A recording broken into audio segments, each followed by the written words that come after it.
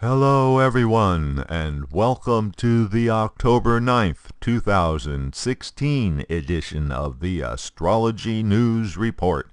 I'm your intrepid host, Ron Berger. In this segment, we'll take a look at the upcoming planetary patterns and predictions. What's on the celestial agenda for October 9th to October 16th and beyond.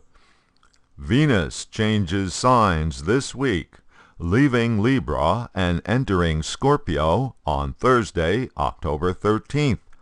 Venus is the planet of romance. Scorpio is a passionate sign.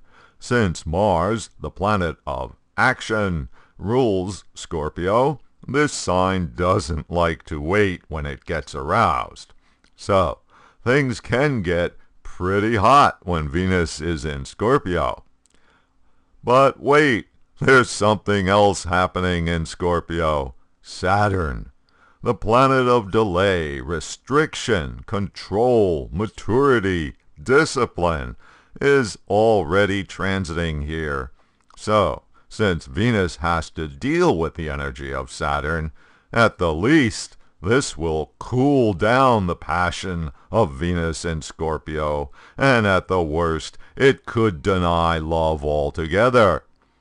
One upside to the Saturn-Venus combination is that it indicates serious love and enduring love. So, if a romance gets started during this transit, it will last a long time. And on another level, Venus, as a natural benefic, will give a boost to Saturn's significations. Thus, the established order and the establishment will benefit from this arrangement during the coming weeks. The exact conjunction of Saturn and Venus will be at the end of the month, on October 29th.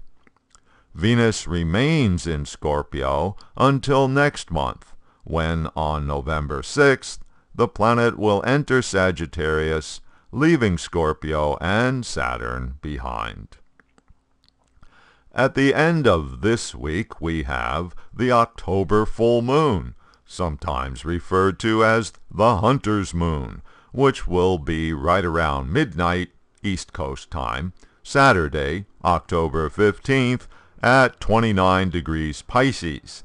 In other words, the very last degree of the zodiac.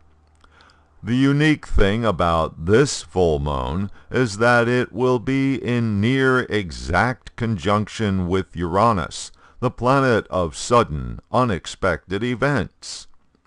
The energy of a full moon is already pretty extreme, leading to high reactivity, unreasonable emotions, and so forth.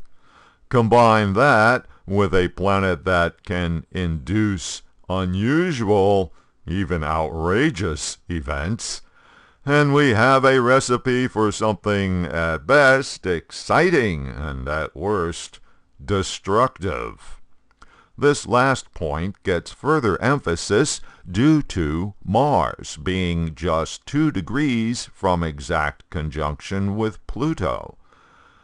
Which leads us to the other thing that is in progress this week, the conjunction of Mars and Pluto in Sagittarius. Pluto moves through the zodiac with glacial speed, only making a couple of degrees progress per year. Mars moves much faster, and this week is closing in on Pluto. By the end of the week, the two planets are just 3 degrees apart. The exact conjunction will be on October 19th at 20 degrees, almost 21 degrees, in Sagittarius. What happens when Mars and Pluto come together? Pluto is the planet of rebirth. In order for there to be rebirth, there has to be the end of what exists. So, Pluto is the planet of complete destruction. It's like the Hindu god Shiva. Gotta destroy what exists, but that's so that something else can take its place. Now, add in Mars, planet of action, aggression, war, and you can see that what we have here is a rather combustible, even toxic mix.